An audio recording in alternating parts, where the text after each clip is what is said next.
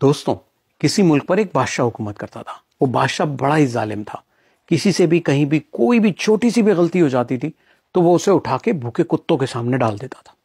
अब उसका एक वजीर जो कई सालों से उसके साथ था और काफी वफादार था, उस बेचारे से एक छोटी सी गलती हो गई।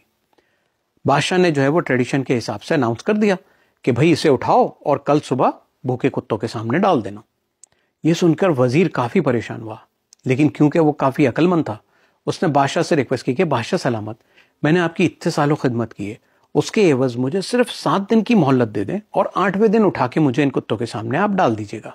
तो बादशाह ने कहा कि चलो ठीक है, तुमने इतने साल मेरी खिदमत की है तो इसके एवज मैं तुम्हारी इस आखिरी ख्वाहिश को पूरी करता हूं और तुम्हें 7 दिन की मोहलत दे देता हूं। अब चूंकि वो वजीर जो था वो काफी अक्लमंद था, तो उसने क्या किया कि उन 7 दिनों में उन भूखे कुत्तों की खुद खिदमत करी, अपने हाथों से उनको खाना खिलाया, सब कुछ किया और 7 दिन तक वो उनके साथ ही रहा। तो वो कुत्ते जो थे वो उसके हो गए वफादार।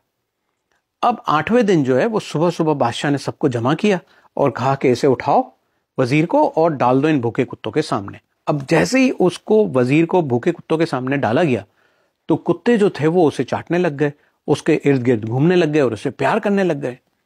ये देख के बादशाह बड़ा परेशान हुआ।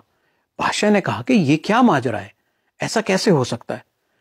तब उस वजीर ने कहा कि बादशाह सलामत, मैंने इतने सालों आपकी खिदमत की और आपने मुझे इतनी छोटी सी गलती की इतनी बड़ी सजा दे दी, जबकि मैंने इन कुत्तों की सिर्फ 7 दिन खिदमत की और आज ये मेरे वफादार हो गए। ये सुनना था कि बादशाह काफी शर्मिंदा हुआ और बादशाह ने कहा कि वाकई मुझसे काफी बड़ी गलती हो गई कि मैंने इस छोटी सी गलती की तुम्हें इतनी बड़ी सजा दे दी।